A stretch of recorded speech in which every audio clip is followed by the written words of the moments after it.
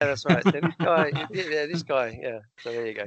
Aaron, do you want to start? I know people are busy and everything, but do you want to start and perhaps provide some background as to why, obviously this is a VIP event, very VVIP event. What do you want? What's the background? What do you want to achieve? And what do you want to say, I guess? So, basically over to you, I guess. So, Yeah, thanks, Steve, and lovely to catch up with Chris again, and Priya, nice to meet finally in person. The reason I thought this might be interesting is, I've been very fortunate that for the last 30 odd years, I've been working on pension systems around the world. And I think my last trip to London convinced me of one thing, which is the UK has an incredible set of institutions and individuals that this is a unique opportunity for the UK to do something really special with the pensions bill. And Steve, I'm not shy to be critical of people, but you have really smart people at DWP. Then sorry to embarrass you, Chris and Priya, but I think PPI's research is outstanding. We have nothing like that in the US. We don't have anything like DWP in the US. Then you have, really talented people at DMO. I happen to know Jessica Pule from my days at the World Bank in the 1990s. Then you have really good people, like David Fairs, who came out of, the regulatory body. And so to me, it's an incredible opportunity that the fact that the Labour government has kind of opened the door and said, let's try to do something new, to see if, in a way, you folks who've been really good about collating, different thoughts from various people around the community, to help them, ideally design a better bill. And I think there are a couple of simple ideas that they can sort of take away from, examples in Brazil or other places, especially given that, the ministers talked about adequacy, self-employed, and a number of other things. But I think they've also overreached, in trying to tell people that they should be, forcing, kind of coercing people into investing in the UK or in private assets. So I think, I thought it'd be nice to have a nice discussion to sort of address some of these issues, and hopefully somebody at either DWP or, the minister herself listens to it and, comes away with a speech that transforms the UK pension system, right? So that was my hope in doing this, was you've got lots of interesting people with really good thoughts. And if you could coalesce around a few points that could be helpful for them, I think it'll be brilliant. Hello, Henry. Sorry, delay. I don't know if that made sense or not.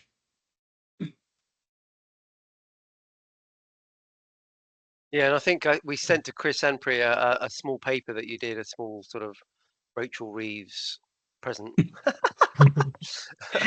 To be quite honest, I'd done a similar one on the US about 3 or 4 months ago, and I was just bored 2 days ago, and I said, let me see how it looks, to compare the UK to when I first had done this with my friend Adam Kobor. And to be quite honest, I actually expected it to be as bad as the US, which is in the US, the price of retirement has gone up.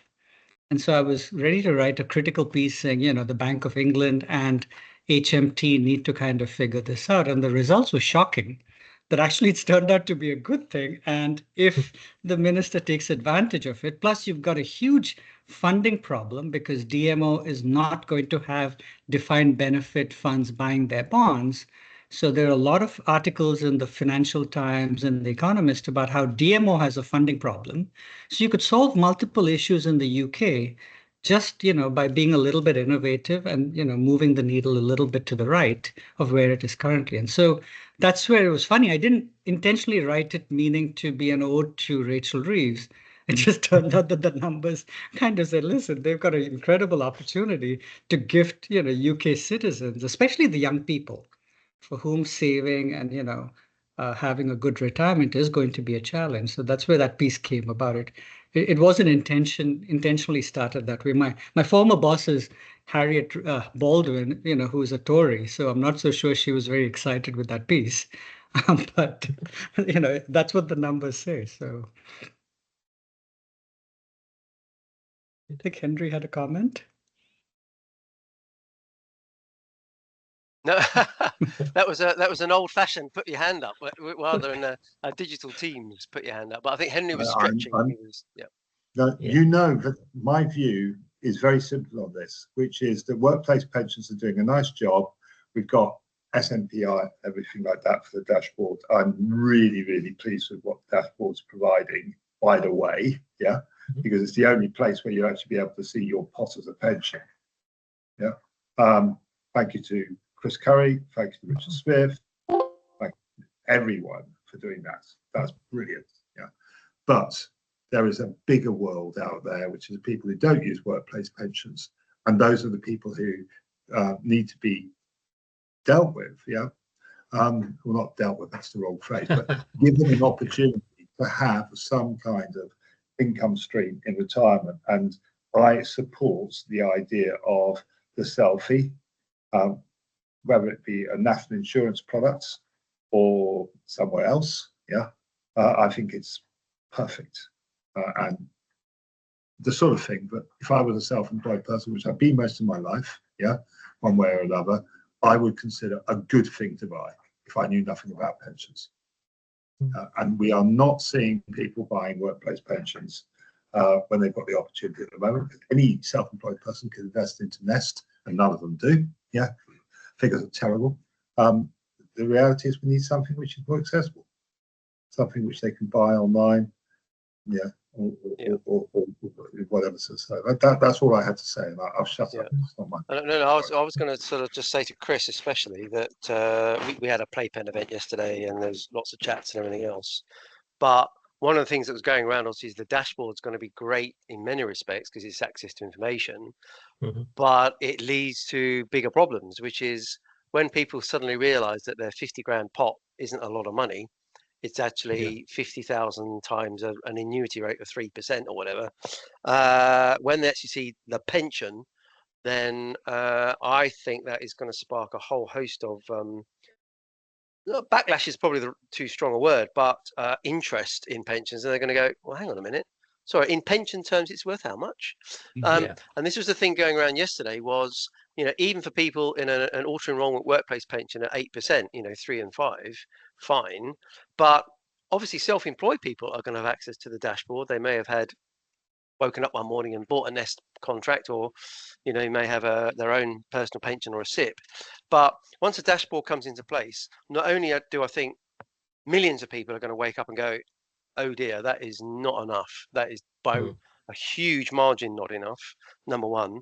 But actually, you could double that or triple that for self-employed, because a lot of them, they live for today. They live for today. They live for the next 3 or 6 months. 20 years, 15 years, 30 years is way off for them. So I think the dashboard is great. Well done, Chris. But actually, it's a bit of a Pandora's box. I think the industry is going to go, whoa, and millions of people are going to go, what? And HR departments, employers, IFAs, consulting firms, or whatever are going to get a tidal wave. Well, the journalists are going to love it. They're going to absolutely love it. But I think the biggest thing is that the microscope will bring out the self-employed, which is oh my goodness, we are way behind the curve, even compared to AE people. So I mean, Aaron, I think the SELFIEs is an excellent idea. So today is about if Rachel Weaves was on this call, Aaron, what would you say to her, and what can Priya and Chris add to the flavour to make the government listen, I guess? Well, first, I hope her colleagues are reading the research that PPI puts out, because I've been stealing a couple of ideas from them. But, people are telling you, and I think, Henry keeps talking about, people want pensions, not pots, right? And I was reading the Nest decumulation strategy paper as well. Same thing with the PPI. People are telling you very clearly that they want something they can relate to, which is a pension paycheck, right? They want 240 paychecks in retirement. They don't want a pot, which makes them feel wealthy, but in income terms typically isn't, right? And that's your comment. It ties in with the second comment that I think the government is focused on, which is adequacy. How do you establish adequacy if you're setting a wealth number which keeps changing every time interest rates change? Whereas, I think PLSA has 3 tiers, it's either 14,000, 35,000, 45,000 quid as different income levels in retirement that allow you to be there. And the simplest way to express that is through this bond because it's a market price, right? So it takes away the element of uncertainty around it and it allows people to do something about it. So to have the dashboard and then be frustrated about not being able to do anything about it, I think is equally challenging. Funnily enough, and I'm going to get this research over to Chris and Priya hopefully fairly soon. One of my friends in South Africa, a gentleman by the name of Sean Leviton, actually ran an experiment with the DC pension plan where for some participants, they sent them a pot number, and for some, they sent them an income number. And sure enough, after some time, the ones receiving an income number as their statement started to adjust their behavior. Now, sadly, the women adjusted more than the men, but that doesn't surprise me. Yeah. And the people closer to retirement actually started to save more. And it's very fascinating. I've asked him to write up the piece that he sent to me with all the research that they've done. So I think the dashboard is a good initiative to be able to get people to realize whether they have an adequate pension or not. So it checks a couple of boxes off for the minister. But then you've got to give people the ability to buy retirement income in slices of £1 at a time, if that's all they can put aside, right? Today, the system is not designed for small pots. Again, something Henry keeps sort of talking about. So you have to make it much more inclusive, whether it's the Uber driver or, the person mowing your lawn. They should have access to a secure pension as much as anybody else. And so that's the only reason. Maybe it's not selfies, but it's some variation thereof. But it's got to be a system that's inclusive, it's market-based, guarantees real retirement income, not nominal. And, I know Henry likes Nest, but I think Nest is not doing a good job, right? I think somebody needs to do a review of Nest because I've managed pension assets. And if I'm trying to give people a real guaranteed income stream, the asset allocation is completely wrong, right? So Nest should be begging HMT for these instruments as well. I would go that far, right? I would say Nest should be begging HMT to give them such instruments because they're not going to give people a good pension. It's going to be a highly random outcome, one cohort to the next, and that's not a good design for a system. I'll shut up now because I want to hear from Chris and Priya. Yeah, that's interesting. Well, Chris and Priya, do you have any questions first of all? And then I've got something to ask. But yeah, go on, Chris. Yeah.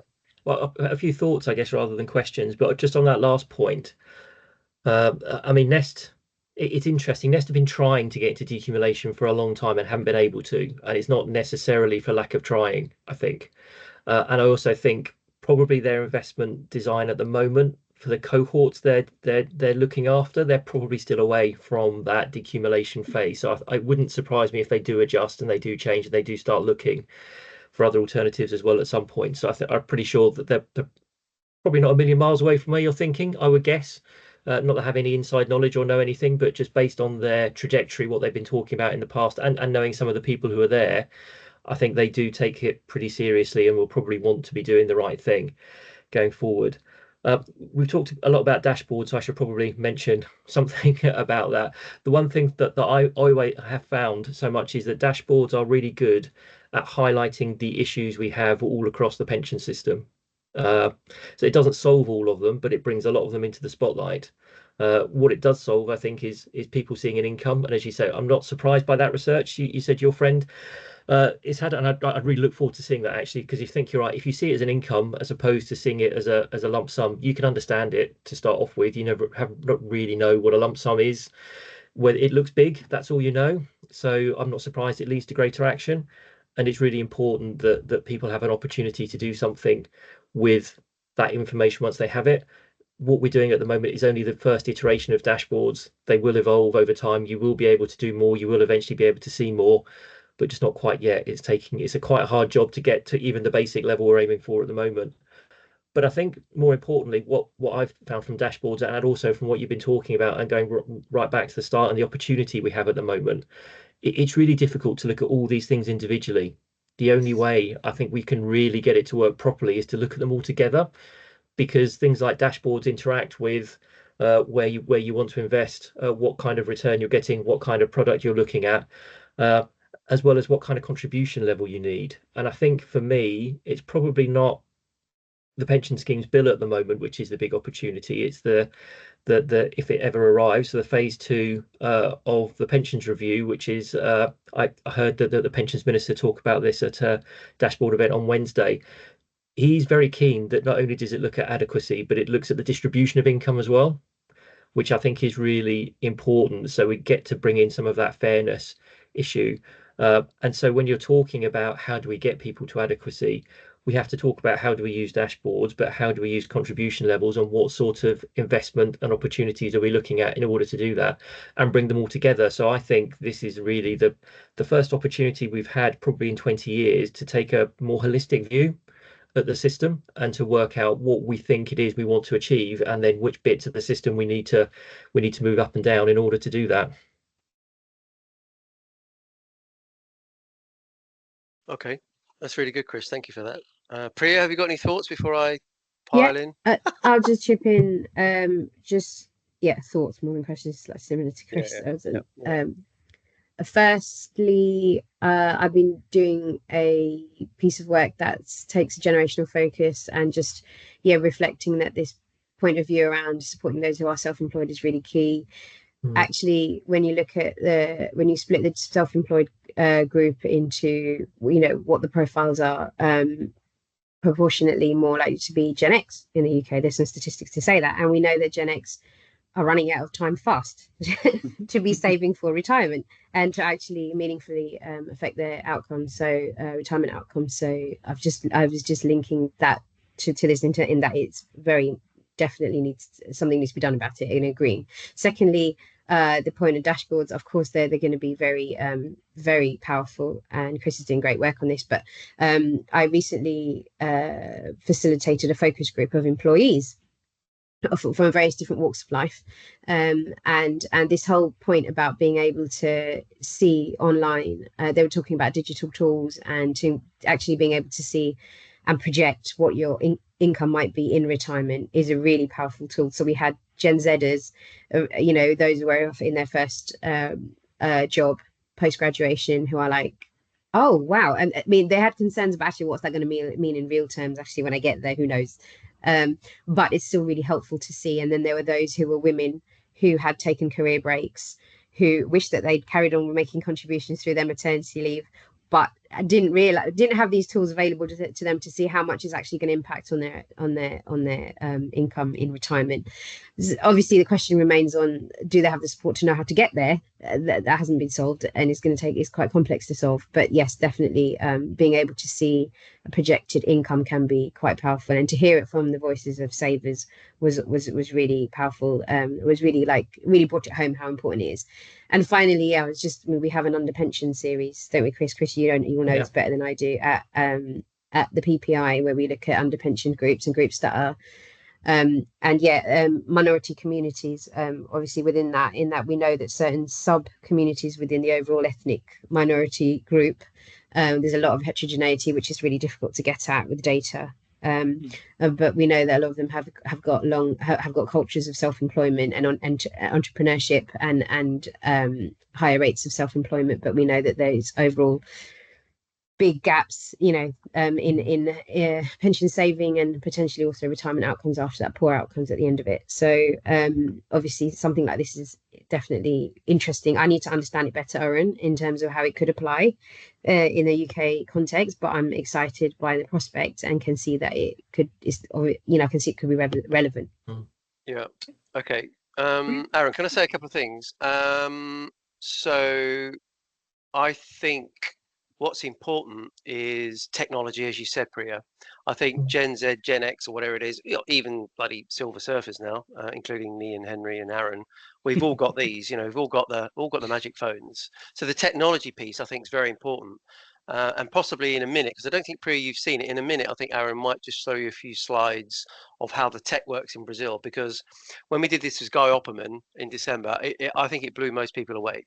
We've got a generation of people that will stand in a queue in a coffee shop or a petrol station that will top up by 50p or £1 or £3 or whatever it is. Having that technology built in is fantastic. Aaron, I think you should show Priya that, especially because I think Chris may have seen it already, or apologies, Chris, if you haven't seen it, but we'll show it. It'll take 2 minutes to show you the slides. Actually, they're very, very cool. Yeah. Number Yeah, in one. fact, what I'm doing is, as you're talking, Steve, I'm actually pulling up the actual website so that you'll actually see what See it live. what That's the fine. average Yeah, person, that's cool. Yeah. what the average person Yeah. in Portugal in Brazil actually sees. Let me Yeah. just figure out how to Yeah, okay. share. But Priya, just by way of background, the way the bond is structured is it pays you nothing till, let's say, you get to 65. And then at 65, it pays you £5 a year for, let's say, 20 years, which I assume to be the average longevity in the country, right?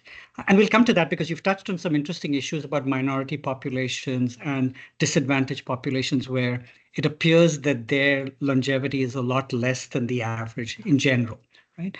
But interestingly enough, what happens is when you do it that way, then you can actually make retirement planning extremely simple. So if somebody says, I'd like to get, 30,000 quid a year in addition to whatever I'm getting from the social security system, then all you've got to do is say, okay, 30,000 for each bond pays 5 a year. I'll buy these bonds before I retire.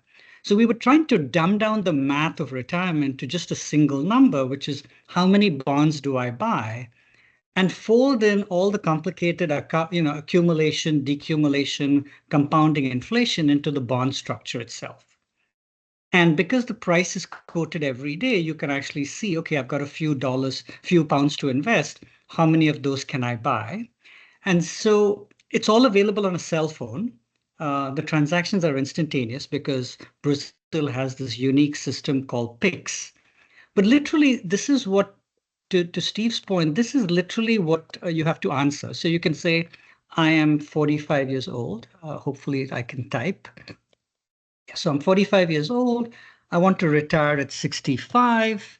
I have, my target income is, let's say, I'll just make it 50,000, 5,000, per month additional, and I have 1,000 to invest now, right? And you click on this button and it actually comes back and tells you, and I hope you can see it, that by the way, you should buy this instrument that starts paying in 2045. It's currently yielding 7% real, which is insane. And it'll start paying from this day to this day.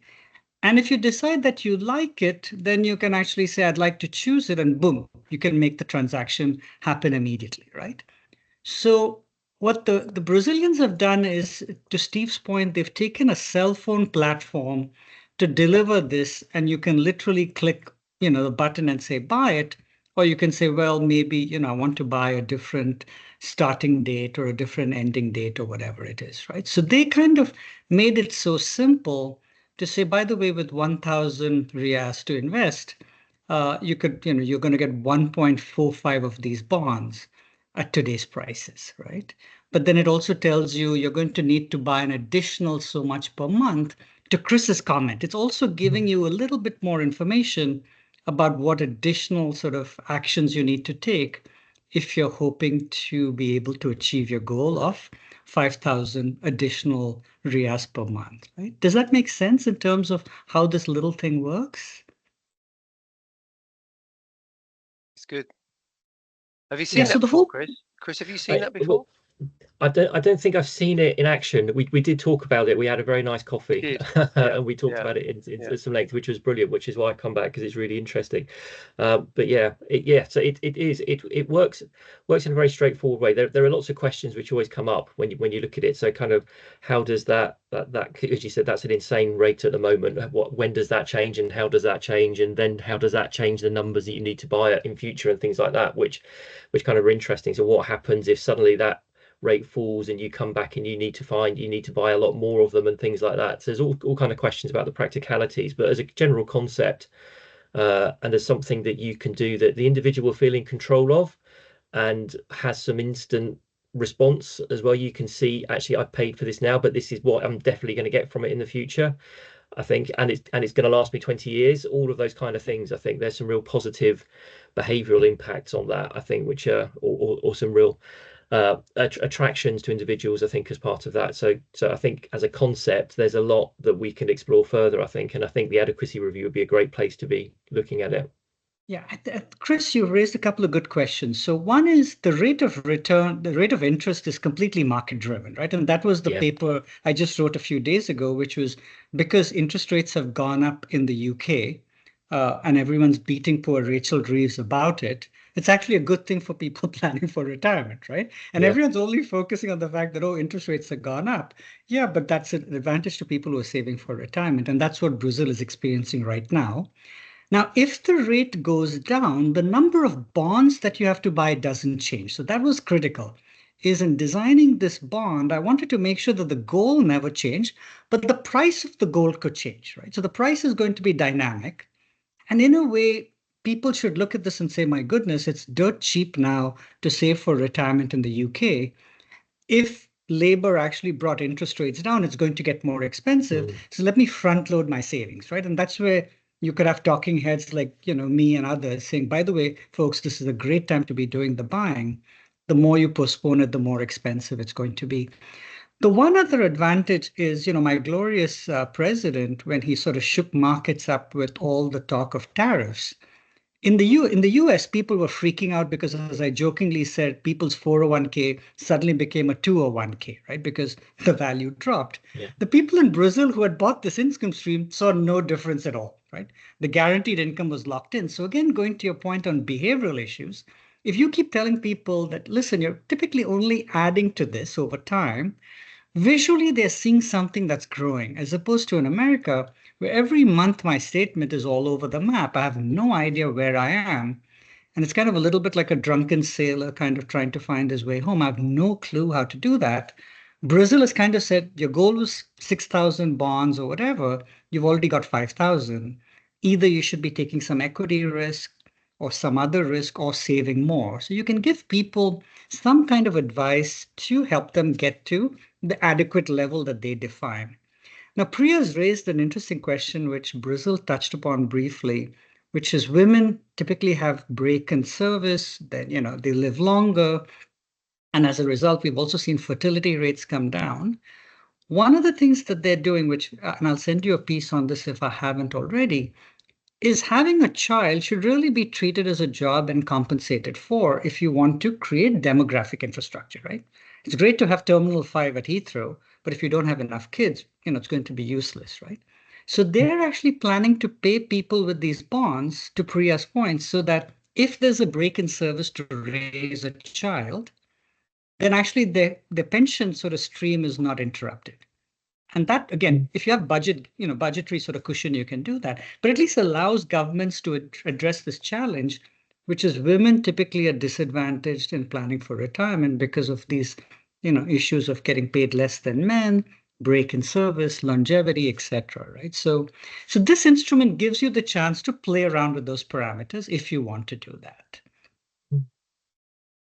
So that plays nicely into Chris's design on the dashboard, where people value pensions, and Priya's research, people value pensions. So that works quite nicely, and joining the dots up, this session is really about self-employed. If you're a builder, a decorator, a taxi driver, a plumber, you're out and about. It's as little as $1 units or something like that, Aaron, isn't it? I mean, if the tech works, then it can be as little as $1. So I think that's the technology is the only way forward on this, I think. So anyway, yeah, which is good. Chris, what do you think? Are you Yeah. in agreement or? It's interesting. It is. So just another question, Aaron, if I may, if that's all right. And you probably answered it when we spoke. I just can't remember. It's an age thing, I think. It's Friday. It's Friday. Yeah, and it's Friday as well.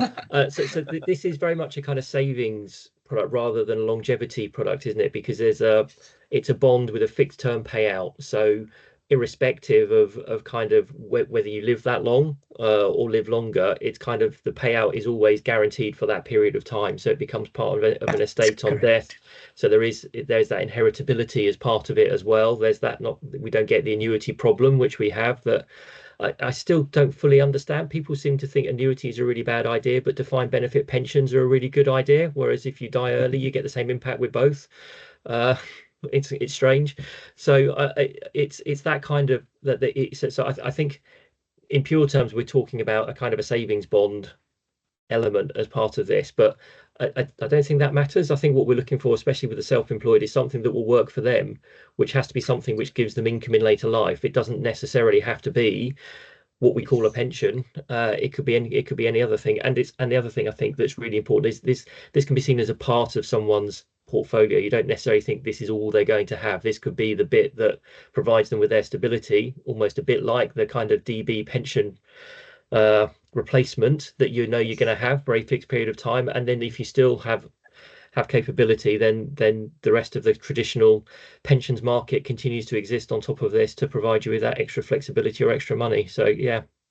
Well, Chris, the other thing, of course, is I know there's a small pots thing going through and everything else, but hey, you know, if you've got a small pot of £3,000, well, is there anything stopping that £3,000 going in and buying X number of units in the bond? Yeah. So you could get rid of loads and loads of small pots, even in that vein. The other thing I was going to say, I've seen your hand, Henry, but hang on. The other thing I was going to say was I think there's obviously there's an education bond as well, which is great. I get all that, but you know, it's the concept of husbands, wives, grandparents, other people with the right coding and the right tech and the right defenses and firewalls or whatever it is, being able to contribute and buy units as extras. You know, a lot of people, I mean, you know, I've got you know, young nephews and nieces, and you go, well, what the hell do you buy a 9-year-old or a 10-year-old? You know, I mean, so Yeah. you know, buy them a savings bond. Okay, it might be They for love a deferred university income, Steve. Yeah. they love a deferred income. Yeah, you're going to love me Yeah. when I'm dead, and in 2064 you're going to love me. But no, all that functionality is there. That's what I was going to say. Henry, go on. Sorry, what did you want to say? Not quite as far out as that, but when back in 2000 we were thinking about stakeholder pensions, things like this, one of the big people who weren't being paid but who were, you know, in a position to put some money away, carers and so on, these aren't self-employed people. These are people who just happen to have a bit of money that they'd rather convert into pensions, or if not pensions, something similar to that. And these things that Aaron have got here, these selfies, do make sense to those kind of people, I think. And I really like to actually start thinking a little bit more about the vast number of people who are outside of workplace pensions and in fact outside of work, but still have money and still have a need for some kind of income in retirement. That's all I had to say. Yeah, and so to all of your comments, Chris, so let me just address the first issue about longevity. So when I designed this, the backstory is Kathleen Kennedy had approached me to help her target 50% of the American population, which is what we call uncovered, right? Which is people who either have access to a pension but don't participate, or those who don't have access at all. And what I found, and I think this goes to Priya's research as well, is a large part of that population has life expectancy statistics that are a lot worse than the average, right? For whatever reason. They're working in physically challenging jobs, etc. And then James Smith actually put this chart up a few days ago on LinkedIn, so I've stolen it for my paper, which is if the group that you would like to help, which is the most deprived, the ones who are typically excluded from participating in any kind of pension, have longevity a lot less than the average, then the selfies actually covers the longevity risk of those people who, if they're in a pooled environment, are actually subsidizing people like you and me, right? The more affluent, the more sort of the people with better access to healthcare systems, etc. So one of the ideas of this bond was if the bond could cover a large part of the disadvantaged population to not have to subsidize the rich, then longevity becomes largely a rich person's problem, at which point an annuity is a perfectly acceptable instrument, right? You could buy deferred annuities. And the idea that Bob Merton and I had was if this bond existed, then a well-diversified insurance company should be happy to say, bring me your selfies that pays £5 a year for 20 years, and I'll give you a life instrument that pays you £4.80. And then you go to Lloyd's and Lloyd says, I'll give you £4.85 because I'm more diversified. So in an interesting way, buying the annuity becomes trivial because you can bid it in terms of number of units of selfies and not this complicated formula, because even I don't understand an annuity contract myself. And I've been doing pensions for 30 years. So the whole point of this was, can it change the conversation so that it becomes like a currency of retirement for those wanting to buy longevity insurance, sure, now you'll have real annuities that should be provided. But then you can also go and comparison shop across different providers based on what they would give you if you gave them a 20-year stream of income and they said, we'll give you a life stream, but you're going to take a haircut of 10%, 5%, whatever that number is, right? So that was the whole point, was just disconnect the instrument from employment, to Henry's comment, and just have it freely accessible, and it's liquid. So that if at some point you have an emergency and you need the cash, a child fell down, broke their arm, you can literally sell this instantaneously as well. Now, they've got incentives to keep you holding it through the payment date.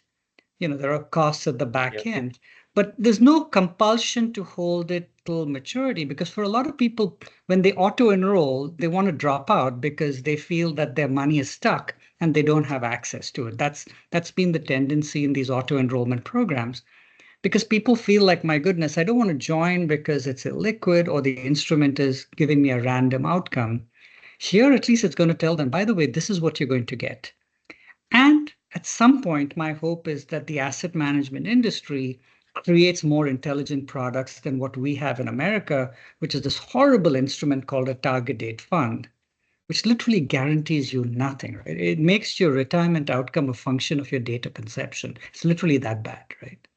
So I think that's where you hopefully get a lot more innovation, but you need that seed sort of instrument to allow the industry to innovate as well. But yeah, I'm totally for having annuities for the people who want them.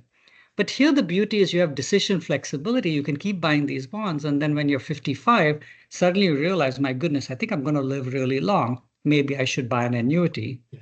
Or if you're like me, I don't think I have long, life expectancy, so I won't buy an annuity, right?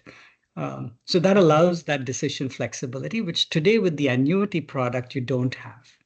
Yeah, and just to be clear, Aaron, I wasn't suggesting it was a drawback. I mean, I think there's positive aspects to it as well, definitely. And I think going back to something that I should have mentioned earlier on the dashboard side as well, you have to think about how it would interact with the state pension. That's really important, because actually the state pension is a provider of longevity insurance at a reasonable level as well for most people in the UK under the new single pension regime. And that's one of the other benefits I think that the dashboard will bring, is I don't think very many people appreciate the value of their state pension. And by seeing their state pension, they may be very disappointed in what their private pension may provide them with. But I think they'll also be pleasantly surprised at what their state pension will provide them with. And that balance might actually work out quite well. But it does, if you have, again, something else that has this kind of fixed guarantee element to it, which we don't get in the DC space, that with the guarantee of a state pension as well, kind of, again, it helps people have those building blocks, and it gives them a little bit more idea of kind of how they can make best use of all the different tranches they're going to have. We're getting incredibly complex retirement outcomes for most people in this country now. So anything which gives them a little bit more certainty is probably going to be very welcome. Right. And Chris, I think the Brazilians did another very smart thing, which was their bond pays on the same day that the state pension pays as well. Okay. Right. And it goes pretty much, if I'm not mistaken, to the same bank account as well. So that's why they literally called it retirement extra. They called it retirement income extra, which was, okay, here's your state pension. If you buy this, you're going to be able to top that up. You don't get the life piece. And, you could easily show this in a little chart saying this bond only pays till this point. This one pays till the day you die. But to your comment, making people see the state pension is actually an incredibly valuable thing. Yeah. And your earlier comment reminded me of something Bob Merton said, which was, people were saying, oh, people don't like annuities. He said, I don't see people lining up and protesting outside their DB provider, right? Yeah. Everybody loves an annuity. They just want it done in a very simple manner where they've had to make minimal choices, right? So this whole annuity puzzle sort of reset that says people don't like annuities. No, we actually like it. We just want it given to us in a simple manner that requires minimal sort of complication, right? Sorry, I think Priya had something to say. Yeah, thanks, Aaron. I just jotted it down because I had a couple of points I wanted to cover briefly. I mean, yeah, I think they do, like you say, everyone likes an annuity, Aaron. I think we did a piece of work recently sponsored by the pensions regulator, but Yeah, and I think it links to this. We do need those soft default. We need those default solutions. We need soft defaults and those sorts of things. I think the evidence does suggest that people want an income in retirement that does, to what Chris said earlier, that kind of mirrors what you could have when it was more of a DB landscape. So that's definitely the evidence suggests that, and it seems the government's picking this up. That there is a need for more support and more simplified approach to how, managing, having that sustainable retirement income. Is the first point I was going to say. Second point is, I in a past life, Aaron and others, I co-led a health policy team, and during my time when I was co-leading that team, I was lucky enough to interact with Sir Michael Marmot, and he in the UK is somebody who has kind of really pushed the idea of life expectancy versus healthy life expectancy and how to measure it within the UK context. So your point is really important, Aaron, which is that longevity becomes a rich person's problem, because it's it's I don't think we fully understood that in the world of pensions yet, this variation in life expectancy and how we can accommodate it. Obviously there's been conversations around, should the state pension be accessible to those who are in those different types of roles, who are going to be at risk of not being able to work from the age of 55, let alone 65, and those sorts of things. It's a conversation that's been had. Probably conversation could move forward a little bit, but it kind of links into these points around the complexity around life expectancy and healthy life expectancy, and how we haven't quite got it right yet. And thirdly, just to reiterate, I think the flexibility is the key. I think what's on offer to those that are self-employed, not just in pensions, more broadly across financial products, is this all just too rigid, and it just doesn't reflect their situations and circumstances, and that flexibility is needed. But no one's quite. I mean, yeah, there's more that could be done to try and to meet their requirements around flexibility. Okay, Priya, thanks. Henry, do you want to add anything? There are two things in the pension schemes bill relating to decumulation. One is very much annuity based. Yeah, it gets paid a regular income and lasted forever. And the other is to do with value for money. Yeah. Now, I seem to remember the reason people kicked annuities out, or were happy for them to be kicked out in 2014, was they didn't think they were giving them value for money, and they still don't. In my honest opinion, they actually would think that they could do better than that with a decent investment, and that's why we think that it will be more likely that the product that people really feel happy about doesn't just pay an annuity, but pays it with value for money, and that's called a pension, not an annuity. So I made this point very much to Chris, because he did make that point, and Chris, you would be winding me up saying it, and I have risen to the bait. It was inadvertent, Henry. Sorry.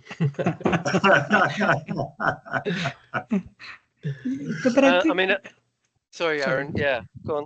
Go ahead, Steve. Now. Okay, so Chris and Priya, I mean, I suppose, Aaron, you wanted this fairly urgent, this call, and I know we're running out of time, but the video will be available, obviously. How do we take this to market, and B, how do we get the right people hearing about this? Chris, what do you think, Chris, or Priya, what do you think? Might not be the right person to ask about taking it to market, but not really. You know what I mean. Wheelhouse, yeah. I think. Yeah. But I mean, I think the opportunity is there, or will be there in the coming weeks. Hopefully, I mean, we know we are being promised that there will be a review of adequacy. We know that the amount of money that people save and the way they save will have to be an important part of that. I was heartened to hear that the kind of the distributional consequences of that are part of the discussion. And I think that's very much where the self-employed come into that, because we've known ever since before the PPI started, the Pension Provision Group, which set up the PPI, did a report at the end of the 1990s looking at self-employed pensions and highlighting how difficult it was and what a challenge it was back then. And we haven't really moved on that far since then. There were some proposals that the IFS are putting forward, I think, in their review that came out earlier this month.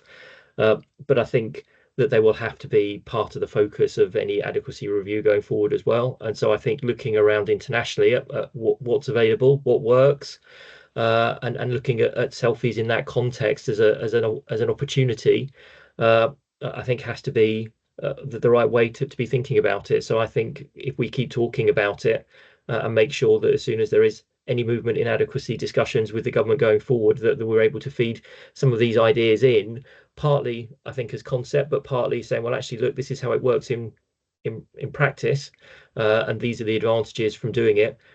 Obviously, it's not going to be the answer to everything. It's not going to solve everything. But if we're looking in a holistic way across all the gaps of provision we currently have, then definitely worth considering as which parts of that it can be used to fill it up.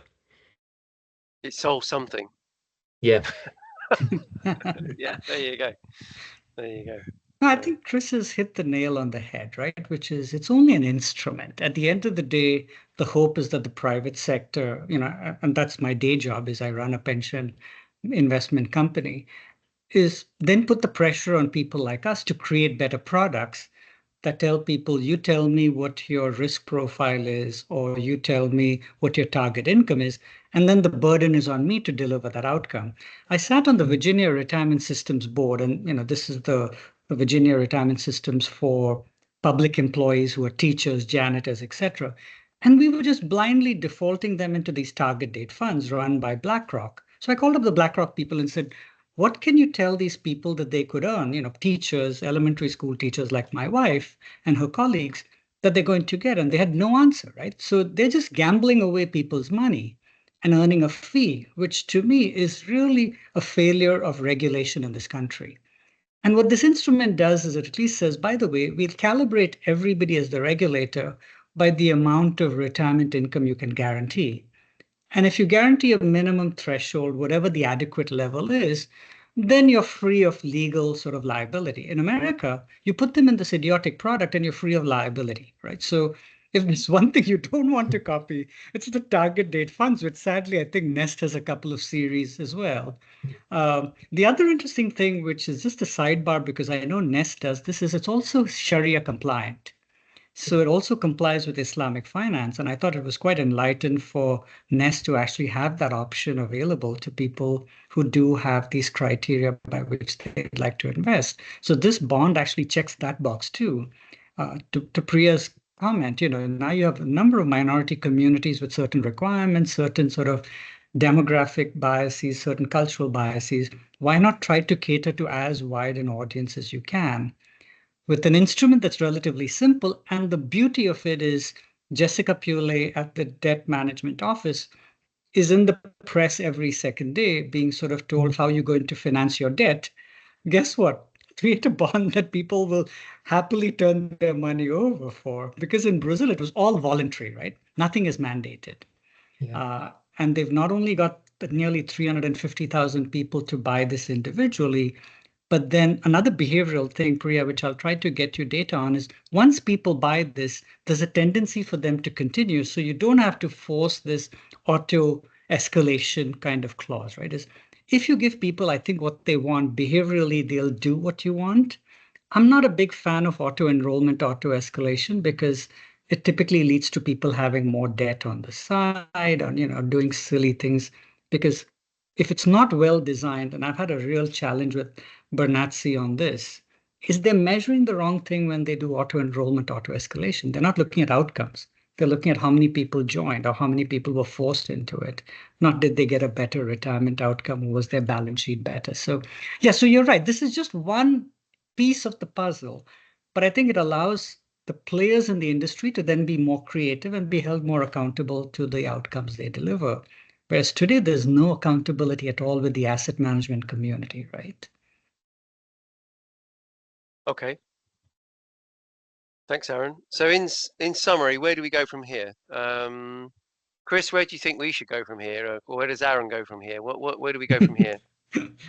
I think keep talking about it. I mean, you mentioned a couple of the other people who kind of are interested at talking about it. So I saw people like David Fairs, people like Jeannie Drake. They are going to be pretty well connected, and so if they are interested in the idea, then it will start to be kind of talked about and heard at some of the different levels. But as I said, I think the review, there's almost certainly going to be, I'd have thought, some kind of evidence collection session as part of that. I'd be very disappointed if there wasn't, just from a PPI perspective, because we very much want to feed lots of evidence into a review. And so that would be an ideal opportunity, I think, to make contact with the review team when they're announced, whenever we know who they are, and to kind of get in front of them as quickly as possible, I think. The people I'd have on my side on this one would be Martin Lewis and people like that, Paul Lewis as well, people who are basically got the ear of millions, if not, tens of millions of people, and who can make a real difference. If you've got Martin Lewis on your side, Aaron, then the chancellor would sit up. To be quite honest, Henry, I think it should be on your side, because I'm just a little foreigner sitting in my basement in Washington, D.C. I am not on your pay list. So I'm not going to go and do that job. But you are very welcome to get in touch with Martin Lewis through me. Yeah. I'm happy to talk to anybody, right? Like I said, maybe Henry, right before you came on, the last trip convinced me that the UK has the best set of institutions and people to pull off something quite spectacular with this review, right? Between the people I met at DWP, Andy Tarrant, Rob O'Carroll, and their team, you got PPI, which is an independent organization. You got guys like David Fairs who come from the regulatory environment. You need consumers. You really do. You need consumers to make this happen. It's not going to happen. No, I know that, but I'm just saying you've got all the elements of a successful outcome, right? Technically, you've got Harriet Baldwin. What was interesting in Brazil is it's actually bipartisan. It started under Bolsonaro. It's continued under Lula, right? This is not a partisan issue. So both sides, of the political spectrum should be supportive of this. And the timing is, in an incredible way, just probably correct, because DMO has a problem, which is they've got to fund a lot of debt. This instrument is now, interestingly enough, cheaper than it was a year ago. These opportunities don't come that often, right? And that's why it'll be a shame if that's missed with all these lovely pieces that you have. I can't even get close to anything like this in the United States, right?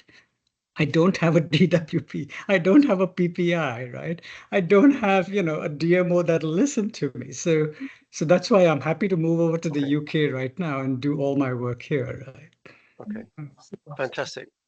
Well, with everybody's permission, we can obviously, as I say, the guy from the Bank of England, and I know we had Lee Folger and Kirsten Parker and a few others. So we'll send the video off and see what plays. But it's been a really interesting session, Aaron. Thank you very much. Are there any questions, Chris or Priya, before we wrap up? Or nothing for me. Always a pleasure to speak to you, Aaron. Yeah. Thank you for the invitation. Go on, Priya. Sorry. Yeah. No, I was just going to say, I can certainly see. So my head is always research. I can see how a bunch of projects could follow from this, to explore this, to do the international comparison, to see how it could work in the UK, and dig into that a little bit more deeply. But I'd be very interested to do that, and certainly can see the relevance. And my brain's gone into a whole program, not even one research project, but a couple of projects that could go into it. But Brilliant.